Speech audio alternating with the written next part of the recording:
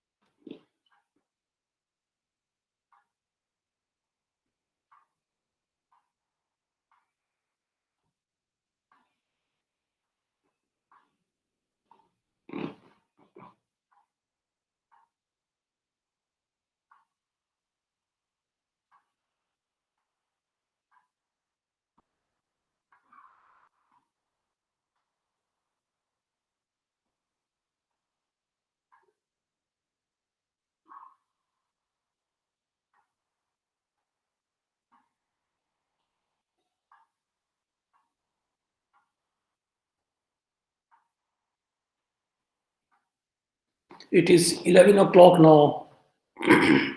What is the time in your watch? So it's 11, sir.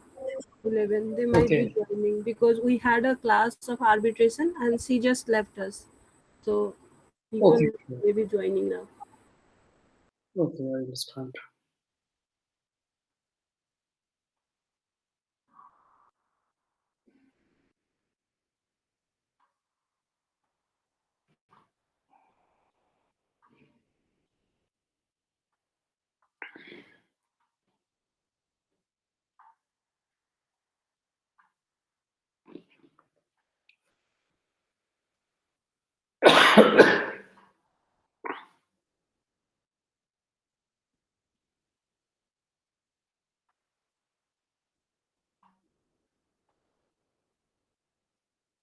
Let us get down to business now.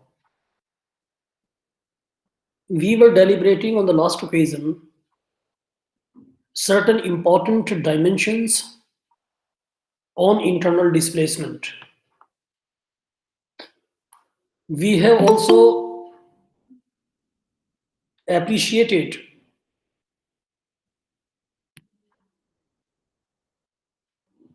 many dimensions which you have put forward in the form of questions, inquisitions, and important comments. Therefore, it becomes very, very important in that particular deliberation, or in the light of that very deliberation, we should proceed. Internal displacement is a complex, fluid, and politically sensitive phenomenon of our times.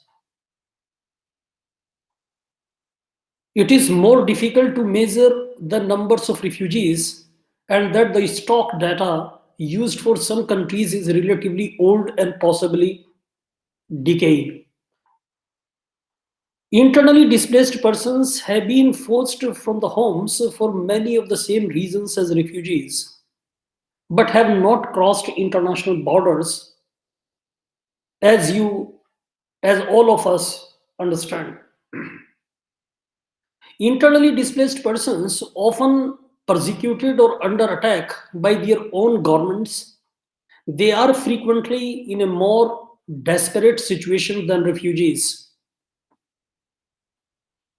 Internally displaced persons also outnumber refugees 2 to 1 as no international agency has a formal mandate to aid them. Internally displaced persons are increasingly at the forefront of the humanitarian agenda if you take into account the agenda of the national governments, agenda and the voices, advocacies spearheaded by non-governmental organizations in many geopolitical entities. The internally displaced persons are sometimes called internal refugees, but are more often known as internally displaced persons. Since the end of the Cold War, my dear friends, the number of people uprooted by conflict, ethnic strife, and human rights violations has scared. Therefore, I'm sorry.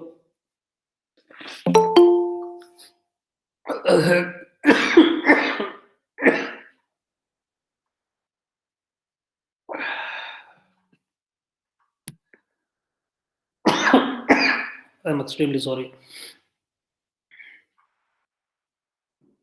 Therefore, the concept of internally displaced persons or IDPs have departed from, or rather, I should say, that internally displaced persons have departed from their homes, unlike refugees. They have not left the country whose citizens they normally are. IDPs can invoke all human rights and international humanitarian law guarantees available to the citizens of their own country or that country. Applicability of refugee law to IDPs is not possible, and this is something we collectively debated even on the last occasion. Many important asseverations, observations you have also shared. Then here lies another important dimension, another important question. Why there is a concept of a special category, and why should we have a special category that defines, that presents IDPs as a special category? I see, my dear friends, shared characteristics and particular vulnerabilities. And these vulnerabilities and shared characteristics of internal displacements need to delineate the circumstances.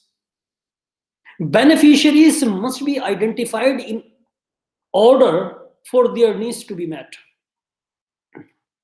But here lies another important dimension: how to define internally displaced persons.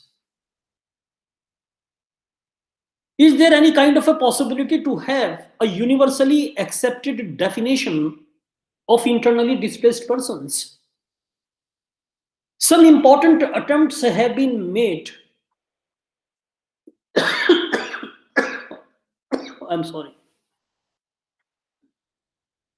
In 1998 UN guidelines on internal displacement, persons or groups of persons who have been forced or obliged to flee or to leave their homes or places of habitual residence, in particular as a result of or in order to avoid the effects of armed conflict, situations of generalized violence, violations of human rights, or natural or human made disasters, who have got or who have not crossed an internationally recognized state border. That is the fundamental understanding, my dear friends. And we see an attempt has been made to define internally displaced persons or internal displaced people. If you take into account their vulnerabilities, then internally displaced persons may be in transit from one place to another place, maybe in hiding, may be forced toward unhealthy or inhospitable environments.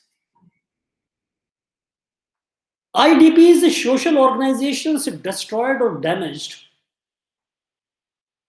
The causes may be the same, and the causes which I have enumerated a moment ago. IDPs may experience profound psychosocial distress. There is a possibility they must have been removed from their sources of income and livelihood. Their education programs generally get disrupted.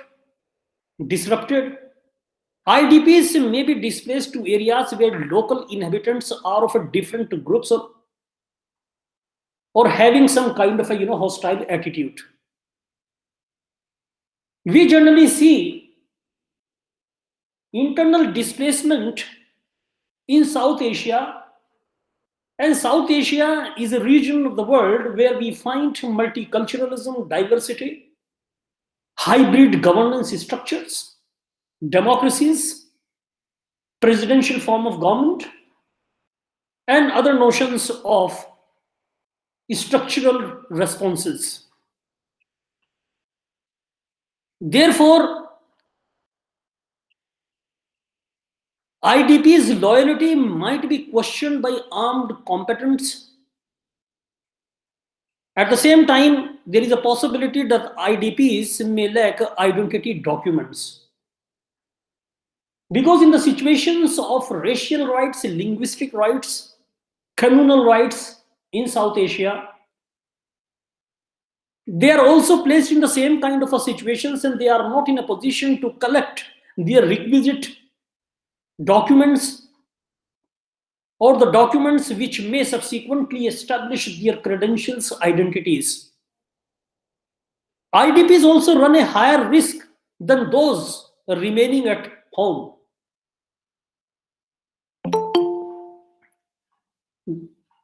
Therefore, it is important to understand that IDPs have their children forcibly recruited in armed conflict. On many occasions, this has been identified.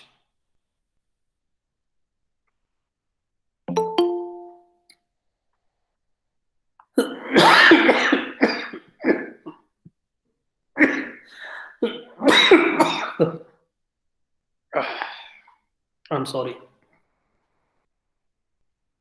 IDPs also run a higher risk than those remaining at home regarding there is every possibility they become victims of gender based violence. They also become, or rather they are separated from their family members. IDPs are excluded from many infrastructural facilities like education, healthcare. They may be made jobless in their locality. IDPs, there is every possibility for their exclusion from political participation if they are there in their locality or in the region. And this is something we have witnessed in India in the wake of communal rights.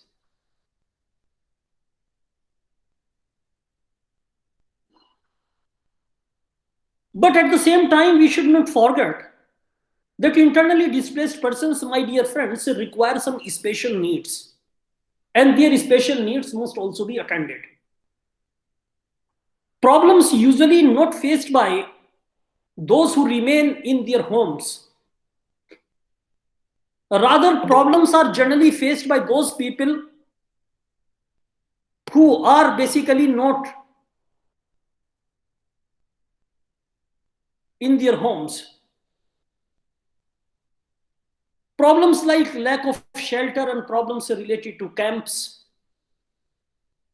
loss of property and access to livelihoods, discrimination because of being displaced, lack of identity cards, lack of access to services, lack of political rights, restitution of compensation for lost property, they generally demand, and problems of return and integration.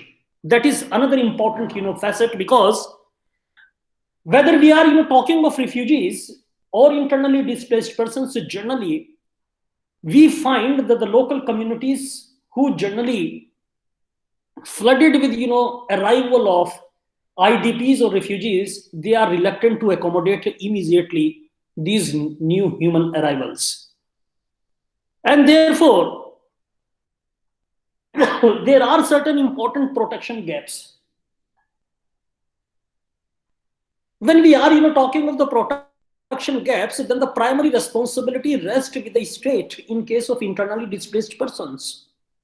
The state may be unable or unwilling to provide protection, and therefore the protection gap, when it is identified, we foresee a possible role for the international community. And when there is a protection gap, then international community steps in.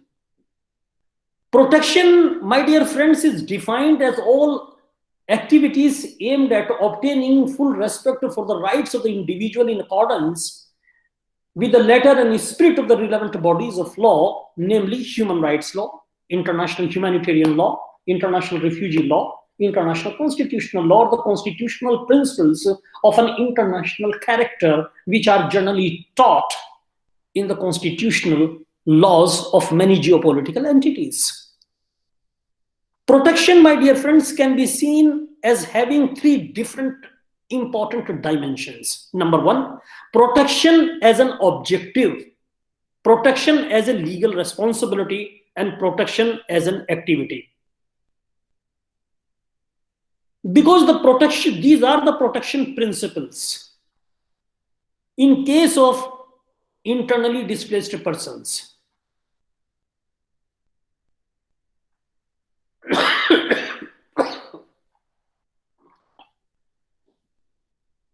If you take into account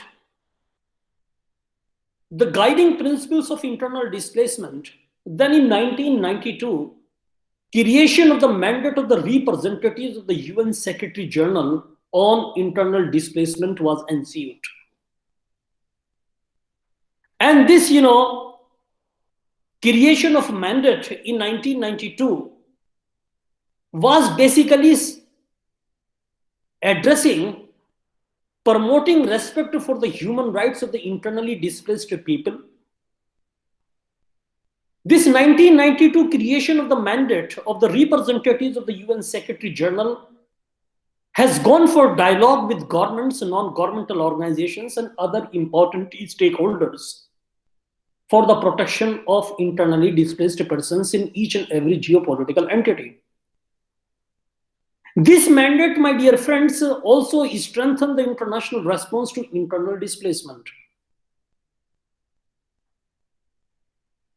It advocated the mainstreaming the human rights of internally displaced persons in the United Nations system, and therefore in the year 1998, guiding principles of internal displacement were ultimately put in public domain. Primary responsibility for protecting internally displaced persons and all persons within their own country rests with the national authorities of the country concerned. National responsibility is a core concept, my dear friends, of any response to internal displacement. It is a fundamental operating principle of international community and is routinely emphasized by governments themselves as a function of their sovereignty. It is sometimes the very governments who are responsible for protecting and assisting their internally displaced populations that are unable or even unwilling to do so, and might even be directly involved in forcibly uprooting civilians. Therefore, my dear friends, to ensure the protection of rights in accordance with international law, national responsibility in situations of internal displacement entails many important dimensions. Number one dimension, my dear friend, is preventing displacement and minimizing its adverse impact. Then here lies another important question: how many governments have been doing all these things? There is another important dimension, and that is raising national awareness of the problem of internally displaced persons. In South Asia, whenever there are certain important developmental activities, anthropological involvement in the development agenda, then NGOs are generally discouraged to raise any kind of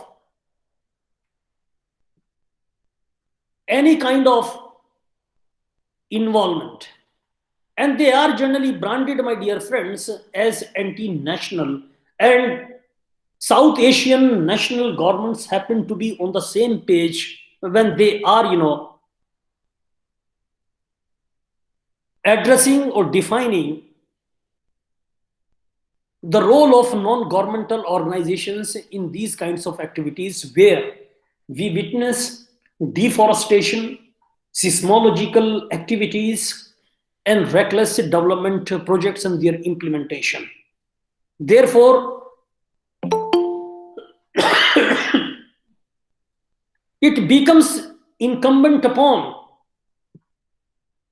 that under all circumstances, it shall be the responsibility to collect data on the number and conditions of internally displaced persons, and it is going to be the responsibility of national governments.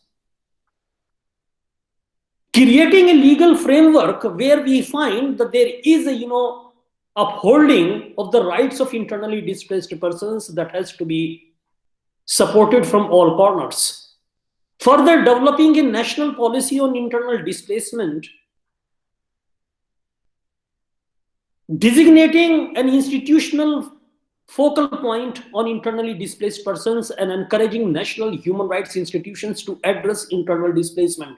But how many governments in South Asia have been doing? Even in South Asia, we are not having, when there is a question of development, then we must take into account the inclusive development or inclusive characteristics of development.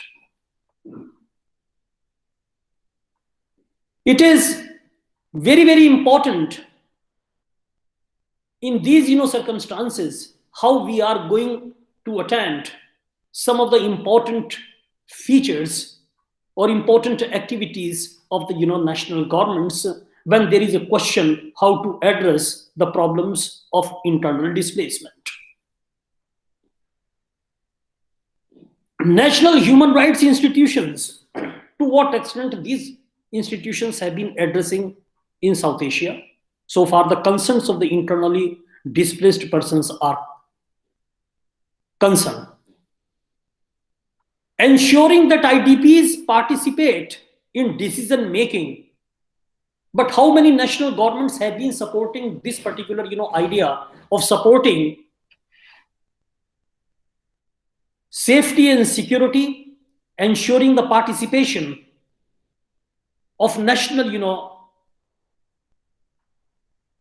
governments in the protection of internally displaced persons? At the same time, it is equally important that it is the responsibility of the national governments to ensure the implementation of the durable solutions philosophy and the ideas and the models which we are having in the name of durable solutions, that should also be ensured. Cooperating with the international community when national capacity is insufficient, that is another important instance. And that is why, if you go, what I have already submitted for your consideration, that even, my dear friends, Global Compact on Refugees and Migrants also contemplated that in case of any kind of insufficiency, in case of any kind of paucity of resources, then there is an element of international solidarity with the refugee hosting, country. So, individually speaking, a nation state, my dear friends, may ask for international assistance in case of internal displacement situation. If there happens to be a very massive situation of IDPs, because what is important is it is the development of their rights of IDPs. The rights of IDPs have been developed in 1998 guiding principles on internal displacement. Again, in the subsequent years, my dear friends, in 2005, there has been a world summit where we find recognition as important international framework for the protection of internally displaced persons. And thereafter, in 2009, Convention of the African Union on Protection and Assistance to IDPs, which is popularly known as the Kampala Convention. And the last occasion I have, mentioned this. Therefore, my dear friends, if you take into account this entire normative framework that has been contemplated under the auspices of the United Nations Charter, and which we have received in the form of 1998 UNSCR guiding principles on internal displacement, then it has been divided into, broadly speaking, this entire canvas of fundamental principles of internal displacements have been divided into different sections, as many as 5 important sections. Section 1 covers, my dear friends, general principles from principle number 1 and goes up to principle number 4. Section second, that covers protection from displacement, and it starts from principle number 5 and goes up to principle number 9. Section 3rd, where in this particular section we talk of protection during displacement, and it has been covered from principle number 10 and goes up to principle number 23. And then we are also having the section number 4, which generally takes into account the idea of humanitarian assistance to internally displaced persons in section number 24, 25, 26, and 27.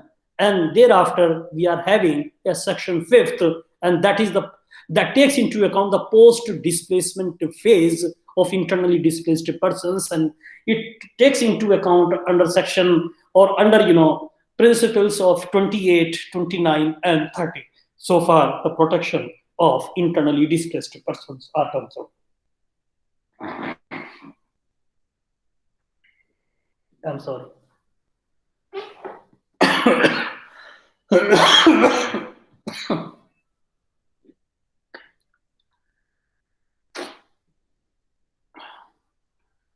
The idea of internally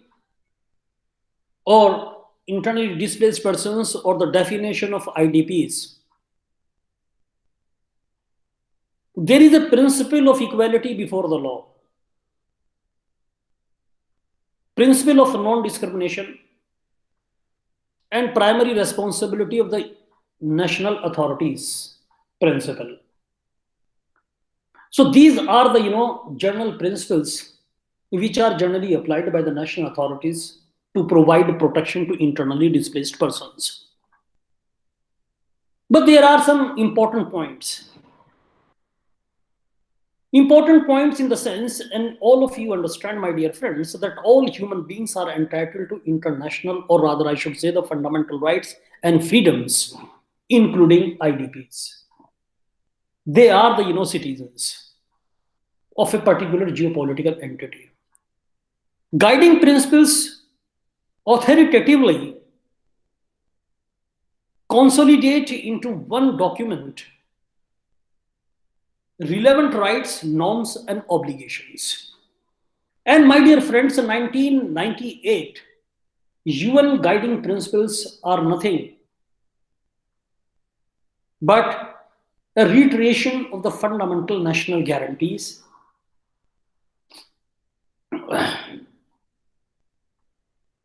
in national perspective. These UN sponsored guiding principles on internal displacement are nothing but the constitutional principles which have been presented in the most forceful manner. And therefore, the guiding principles are derived from binding existing laws, whether it is constitution or international human rights treaty obligations. Many nations have signed treaties or are subject to human rights or international humanitarian law, which makes the guiding principles binding upon their actions in those geopolitical entities. Therefore, guiding principles seek clarification on unclear areas and fills gaps regarding the particular needs of the internally displaced persons. Therefore, my dear friends, as a student of international refugee law, I have identified four groups of relevant rights when we are talking of the rights of internally displaced persons. Rights related to physical security and integrity. That is the first important group of rights, which should be made available under all circumstances to IDPs. For example, right to life and to be free of torture, assault, rape, and so on and so forth. That is one particular group. Second important group of rights is the basic rights related to basic necessities of life. For example, the rights to food, potable water, basic health care, refuge, shelter, etc. Third important group of rights which must be made available by the national authorities to the IDPs is rights related to other economic, social, and cultural protection needs. For example, right to work, right to receive resettlement or compensation for lost property, right to education, access to other important services which make human existence amenable, enjoyable. And the fourth group of right is rights related to other civil and political protection needs. For example, rights relating to the personal documentation, political participation, access to courts, I mean the right to judicial remedies, and freedom of movement.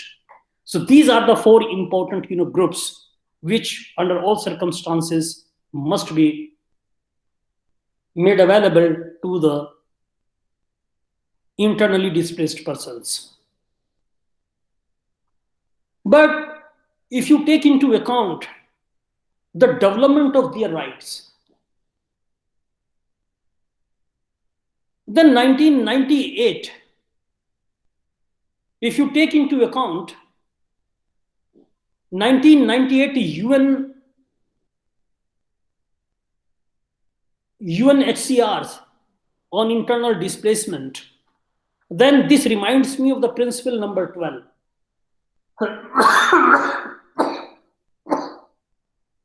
I'm sorry, brother. I'm sorry.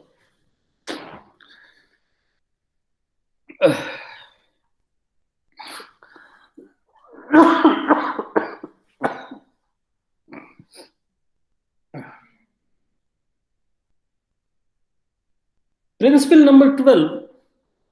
I'm extremely sorry for these disturbances and I tender an unconditional apology. I'm not able to maintain the free flow of information today, as has been the hallmark of my submissions. I'm sorry. If you take into account the principle number 12, under this particular principle, every human being has the right to liberty and security of person. No one shall be subject to arbitrary arrest or detention. This fundamental principle number 12, my dear friends, is not a novelty. It is not an iconoclastic principle that has been incorporated by the United Nations organization, particularly by its one of the most important subsidiary organization, that is UNHCR, working in the area of refugee protection. 1998 UN Guiding Principles on Internal Displacement basically takes principle number 12 from Universal Declaration of Human Rights, and particularly the two articles becomes very, very important of the Universal Declaration of Human Rights, and that is Article 3 and Article 9. And again, if you take into account another important covenant, that is the UN Covenant on Civil and Political Rights, and take into account the Article 9 subclause 1 of this particular covenant, then you will find this principle number 12 has been taken from these two important paramount human rights instruments.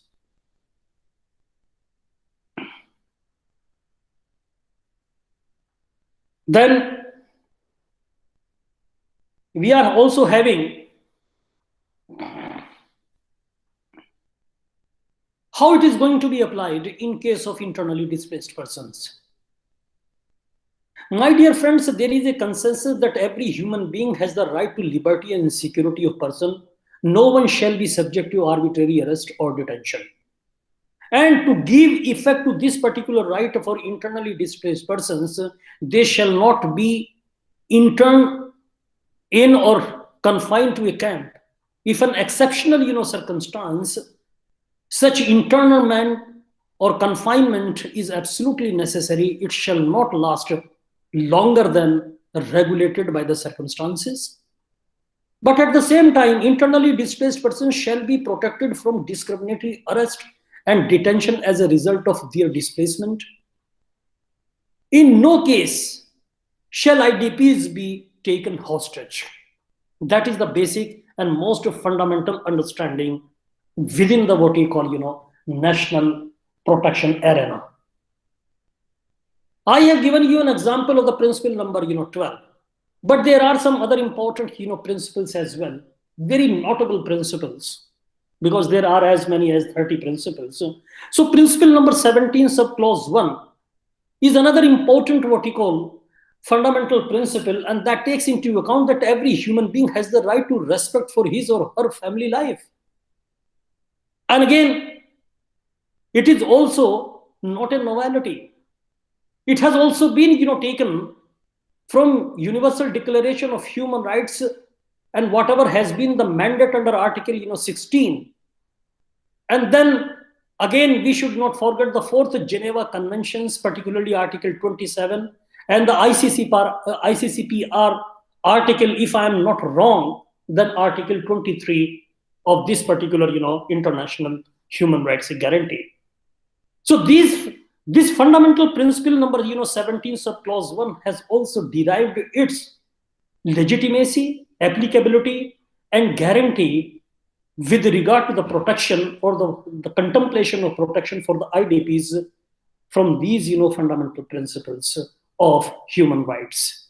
Principle number 17, particularly from subclause 4, it gives effect to the right for internally displaced persons, family members who wish to remain together shall be allowed to do so. So if you take into account these fundamental principles, you will learn that there is no dearth of these fundamental principles, and all the principles, whether it is the principle number 28, whether it is the principle number 6, whether it is the other important fundamental principles, these principles derive, collectively speaking, from international human rights law framework.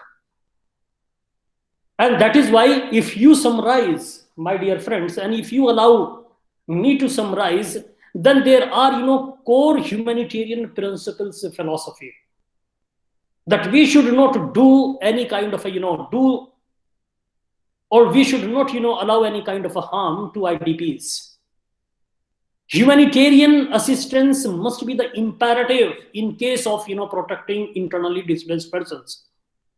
National governments, in terms of its programs and policies, in terms of enforcement of those programs and policies, in terms of implementing and ensuring the guarantee to maintain their livelihood, and other important rights which have been contemplated under these guiding principles, then the national government is expected to maintain its neutrality. So element of neutrality, and it is one of the most important part of the core humanitarian principles. Then we are also having the idea of impartiality, provision of protection. All these ideas must also be taken into consideration of guiding principles.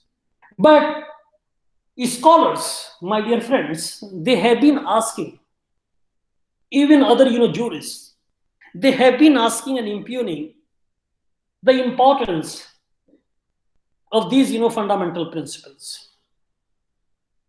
Fundamental principles, in the sense, what is the status of guiding principles of internal displacement?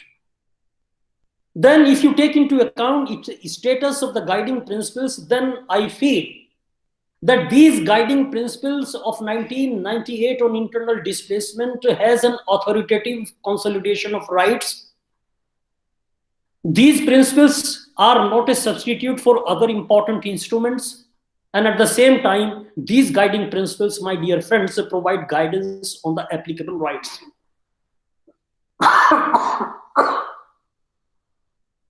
Therefore, the hierarchy in terms of status, or rather I should say the internally displaced person's experience, it very high in terms of their implementation, and there are a lot of expectations from the national government, and therefore internally displaced persons or IDPs pass through, and they basically subjected to a special factual situation, and therefore they require the availability of rights in consonance with their specific needs. General principles, my dear friends, restate in more or more, and very comprehensively these guiding principles state, particularly the details about those legal provisions which respond to the specific needs of internally displaced persons and make explicit guarantees protecting IDPs that are inherent in international humanitarian law and international human rights law framework. Not a binding, we understand that 1998 UN guiding principles are not a binding instrument, but a highly authoritative document. And therefore, this should not be forgotten, because whatever the fundamental principles are there in the UN sponsored guiding principles, these principles derive their authority, their legitimacy from international human rights treaties. Another important argument which is generally advanced when we take into account the status of 1998 UN guiding principles, then it is the prevention from human displacement. There should not be any kind of arbitrary displacement. There should not be any kind of premeditated displacement of people. There should not be any kind of forced displacement, because the prohibition of arbitrary displacement is based on the policies of apartheid or ethnic cleansing, particularly in situations of armed conflict, unless the security of civilians or imperative military reasons, people are generally detained and made and creates a new kind of a population in a particular geopolitical entity, and that is known as internally displaced person. Such kind of an activities must be discouraged. In case of large scale development projects, which are, the national governments are not in a position to offer some kind of a justification by compelling public interest, we do not find any kind of a justification. Or in other words, let me put it like this: the large scale development projects are generally not justifiable by or in the interest of what you call the public interest. So how to define a public interest? That is a very, very humongous debate. In case of natural disasters or man-made disasters, unless the safety of persons require their evacuation, there should not be any kind of a internal displacement. Then how to evaluate the position of IDPs or internally displaced persons? Then, my dear friends, there have been enormous advances since the process of drafting the principles, which ultimately began in 1996. As I have already submitted that in 1992, this entire idea was contemplated and a process was started. So ultimately in 1996, principles were drafted. Some of the gaps or the weaknesses, such as the fact that non-state actors are not traditionally bound by human rights, and the option of derogation from human rights that were identified then, are still apparent in 1998 UN Fundamental Principle on Internal Displacement. Then, if I am allowed to put a question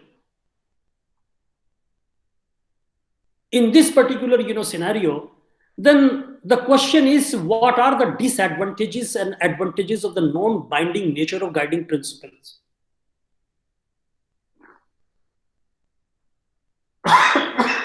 Because we have been talking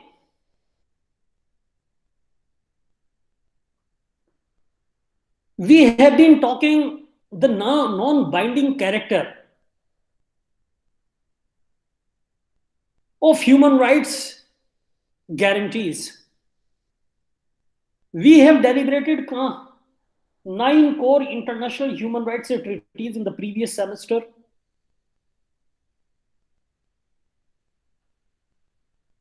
But instead of, if you take into account the attitude of the national governments at international level, then the attitude of the national government is very, very discouraging.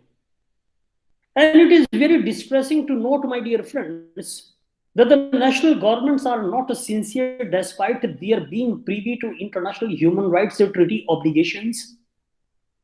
National governments are not sincere enough in implementing their international obligations.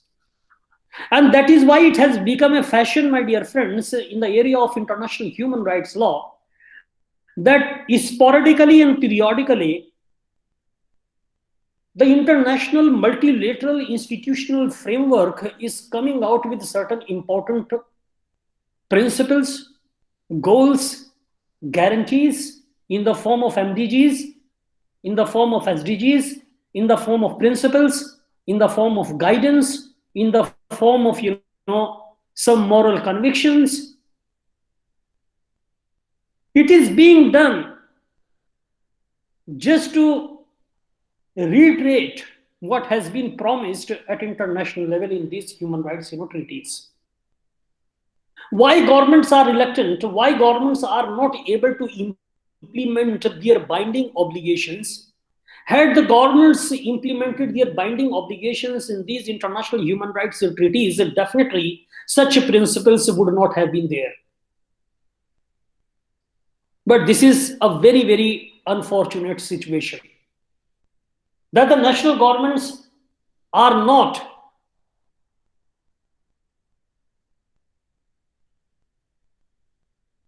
in a situation to implement, whether politically reluctant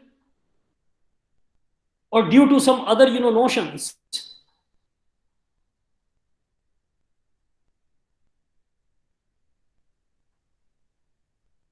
But the ultimate result has been that the national governments have not been able to implement their human rights obligations.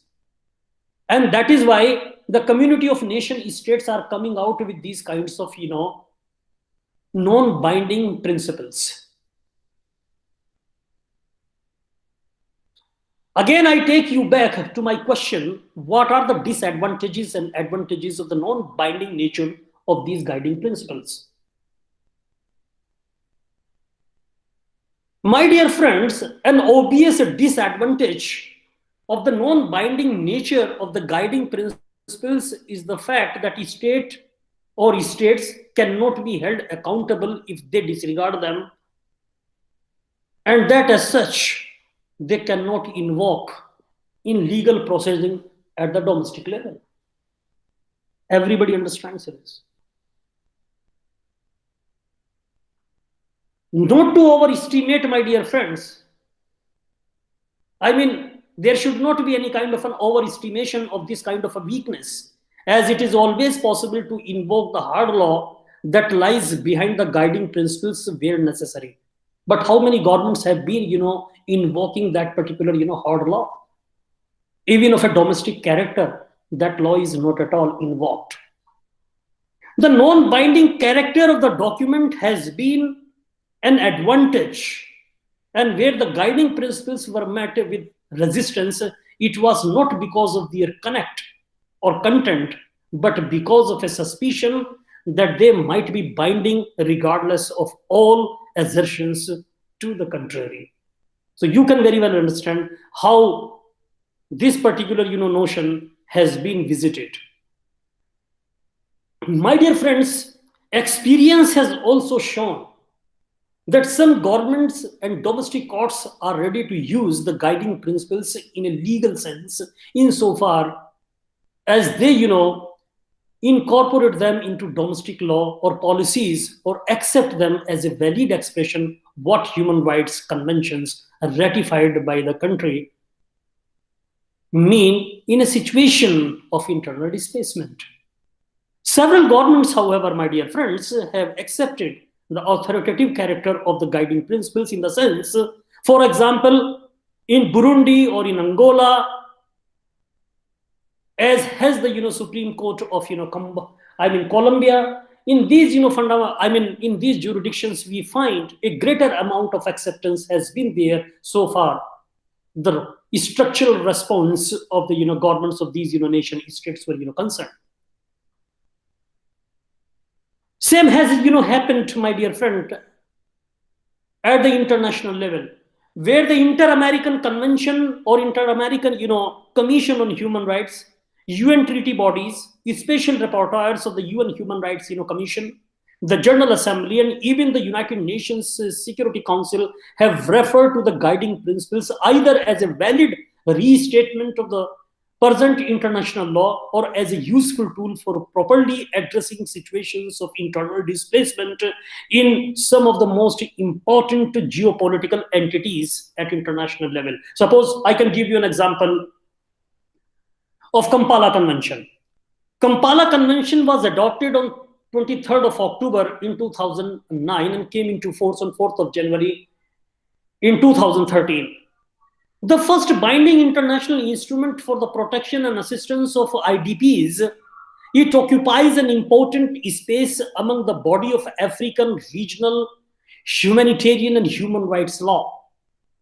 The Kampala Convention, my dear friends, further addresses all stages of internal displacement and provides a framework for coordinating activities by government and humanitarian actors aimed at preventing and addressing internal displacement.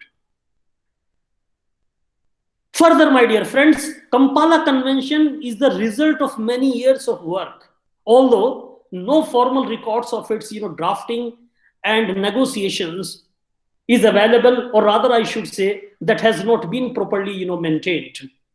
But the Kampala Convention builds on internal humanitarian law and international human rights law framework, as well as the guiding principle of internal displacement. We find a reflection, a tripartite, what you call, reflection in the schematization of the, Kampala Convention. The Kampala Convention's objectives include, my dear friend, promoting and strengthening regional and national measures to prevent mitigate, prohibit, and eliminate the root causes of internal displacement. It means it contemplates a situation that any kind of internal displacement should be addressed in its origin. Therefore, Kampala Convention also aims to provide for the responsibilities and the roles of the armed groups and non-state actors with respect to both to preventing internal displacement and to promoting and assisting internally displaced persons.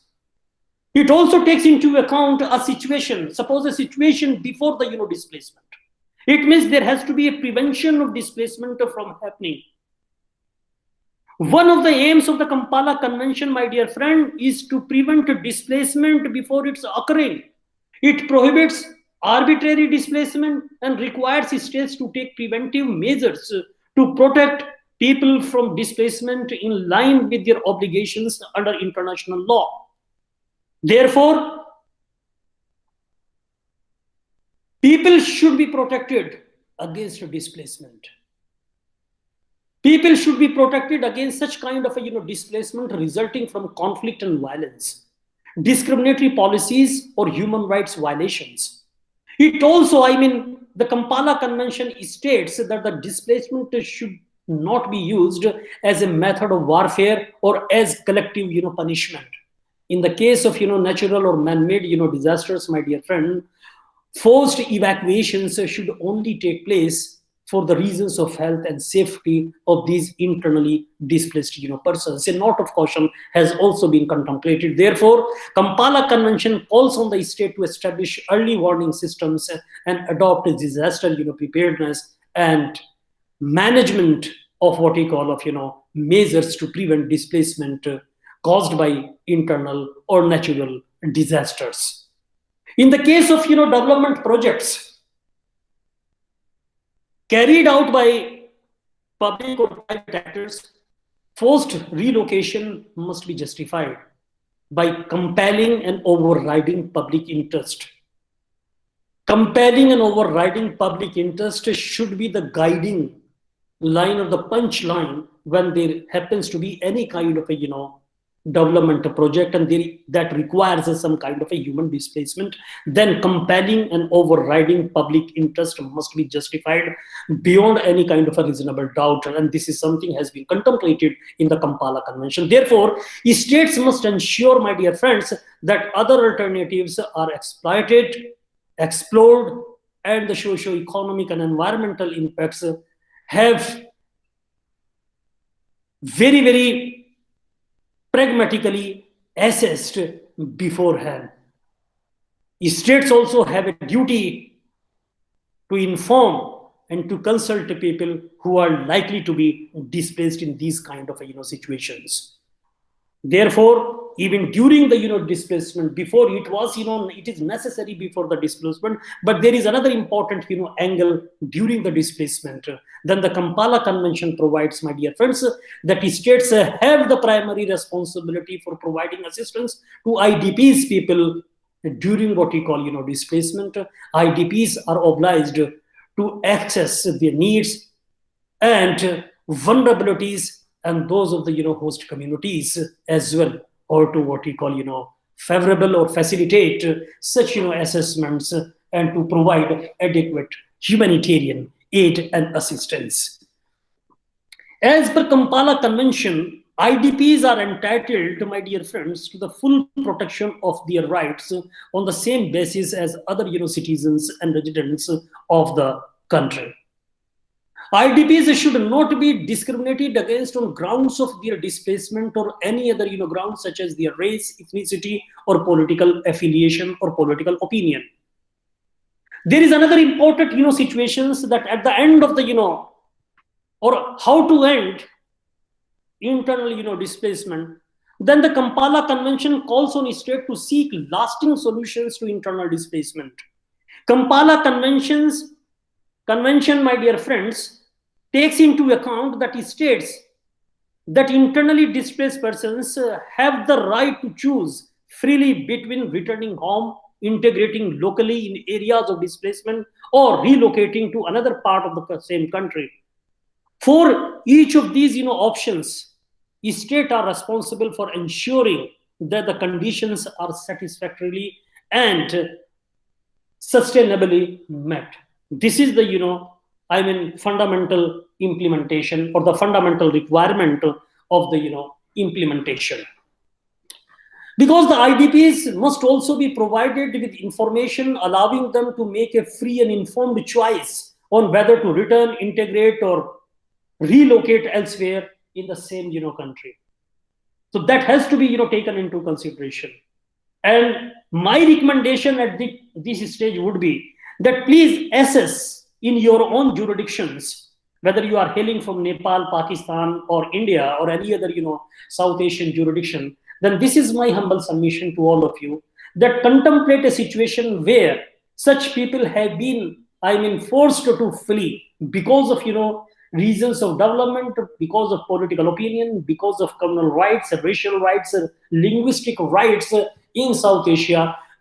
To what extent the character of their, relocation, the character of their reintegration in a new environment, or the character of their what we call, humanitarian aid, to what extent these characteristics have been maintained as per Kampala Convention or 1998 UN guiding, principles. I will continue. I'm sorry, I have, engaged you only for an hour because of my ill health. I'm extremely, sorry. Inshallah, very positively, I will attend the rest of the, concerns tomorrow. Thank you very much. Thank you, sir. Thank you, sir. You're welcome. Thank you, sir. Please take care. So please take care of your health, sir. Take care, sir. Bye-bye, Thank sir. you. Okay. Thanks a lot. I'm sorry.